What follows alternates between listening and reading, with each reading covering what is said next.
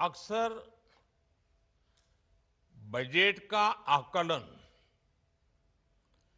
अलग अलग पैरामीटर्स पर किया जाता है। कभी स्टॉक मार्केट की चाल पर बात होती है, कभी इनकम टैक्स प्रस्तावों पर चर्चा केंद्रित हो जाती है।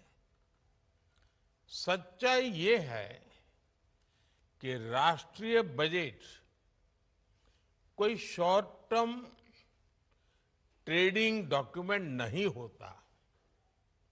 वह एक पॉलिसी रोडमैप होता है।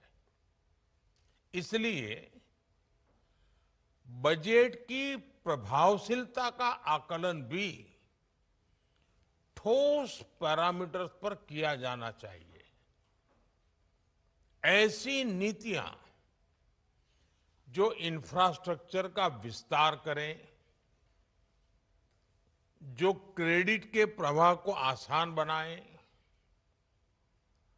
जो ईज ऑफ डूइंग बिजनेस बढ़ाएं, जो गवर्नेंस में ट्रांसपेरेंसी बढ़ाएं,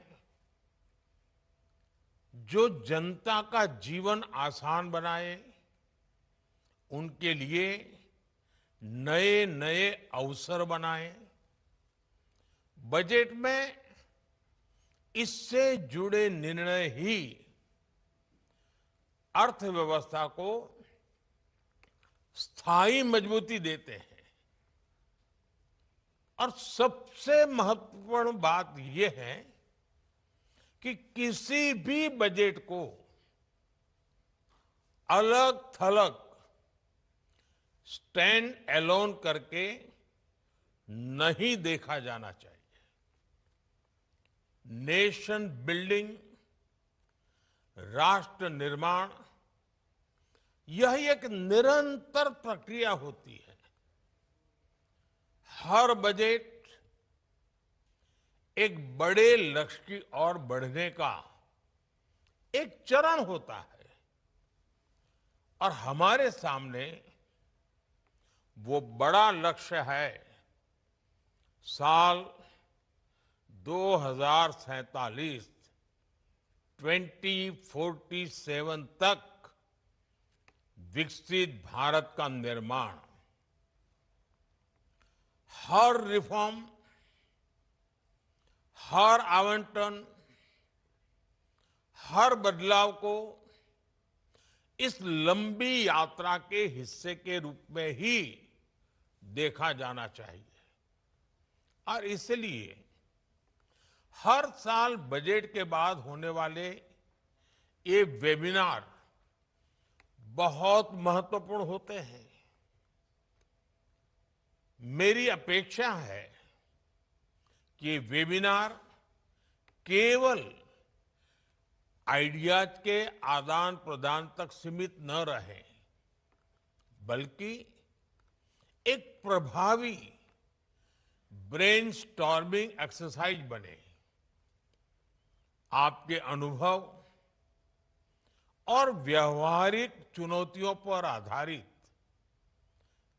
सुझाव आर्थिक रणनीतियों को और बेहतर बनाने और समाधान खोजने में अवश्य मदद करेंगे। जब इंडस्ट्री, एकेडेमिया,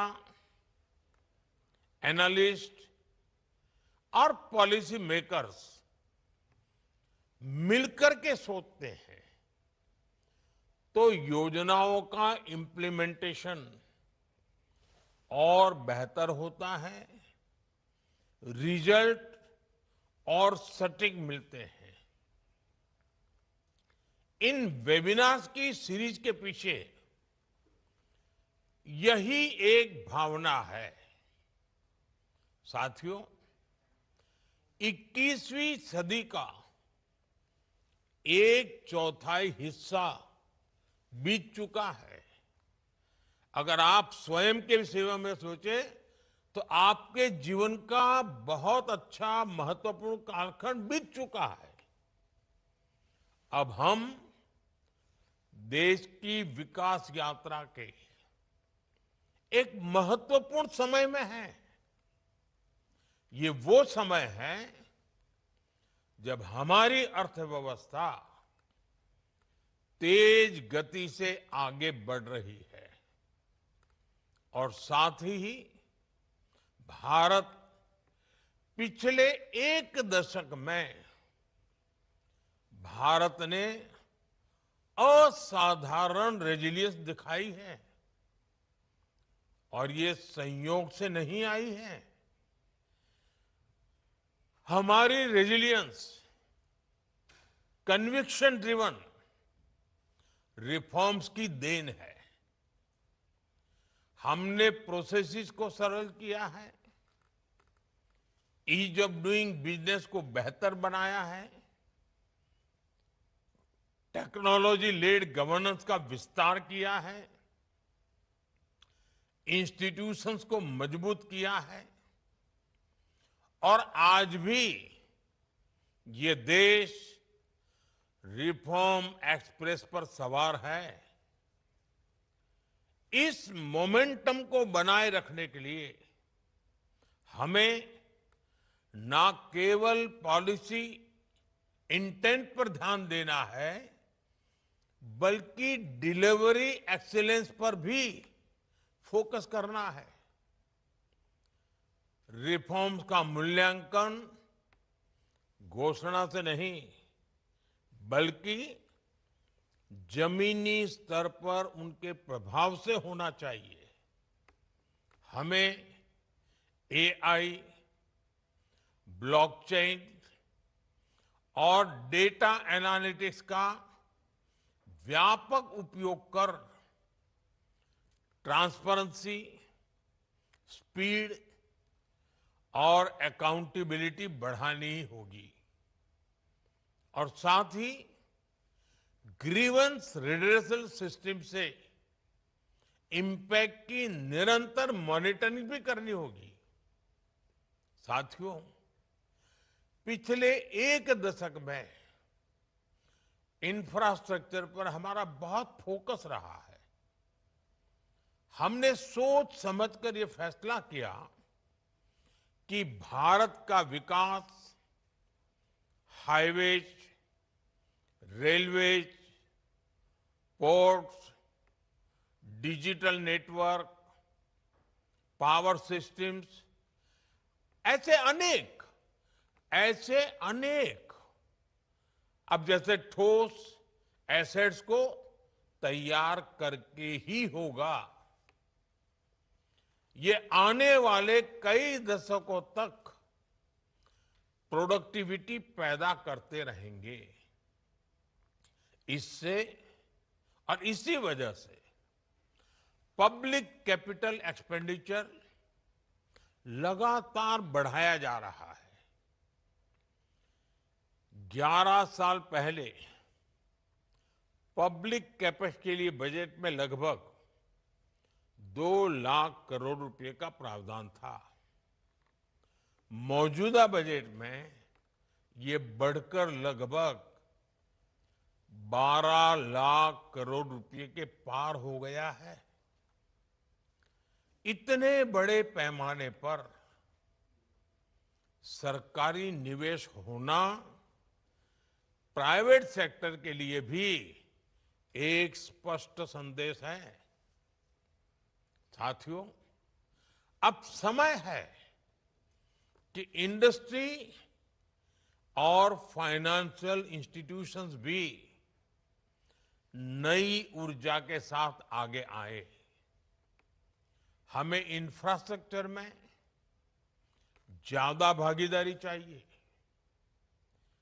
फाइनेंसिंग मॉडल्स में ज्यादा इनोवेशन चाहिए और इमर्जिंग सेक्टर्स में ज्यादा मजबूत कोलैबोरेशन चाहिए। इस दिशा में मेरा एक और सुझाव है। हमें प्रोजेक्ट सैंक्शन मेथोडोलॉजी और अप्रेजल क्वालिटी को और मजबूत करना होगा। हमें कॉस्ट बेनिफिट एनालिसिस और लाइफ साइकिल कॉस्टिंग को सर्वोपरि रखते हुए वेस्ट और डिलेज रोकने ही होंगे। साथियों, हम फॉरेन इन्वेस्टमेंट फ्रेमवर्क को और सरल कर रहे हैं। हमारा प्रयास सिस्टम को ज्यादा प्रेडिक्टेबल और इन्वेस्टर फ्रेंडली बनाने का है। हम लॉन्ग टर्म फाइनेंस को बेहतर बनाने के लिए बॉन्ड मार्केट्स को और ज्यादा सक्रिय बनाने की दिशा में भी कदम उठा रहे हैं।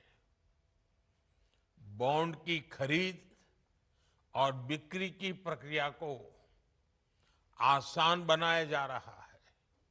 साथियों, हमें बॉन्ड मार्केट रिफॉर्म्स को लॉन्ग टर्म ग्रोथ के एनेबल्स के रूप में देखना होगा।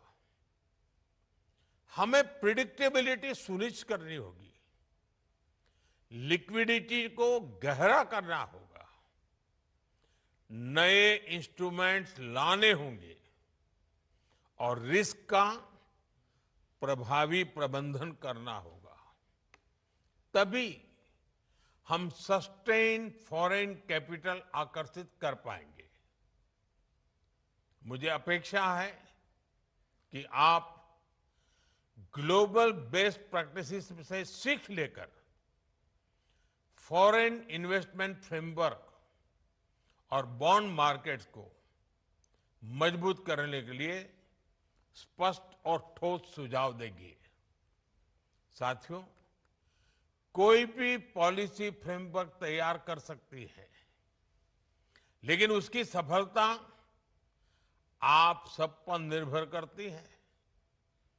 उद्योग जगत को फ्रेश इन्वेस्टमेंट और इनोवेशन के साथ आगे आना होगा। फाइनेंशियल इंस्टीट्यूशंस और एनालिटिक्स को प्रैक्टिकल सॉल्यूशन तैयार करने में मदद करनी होगी।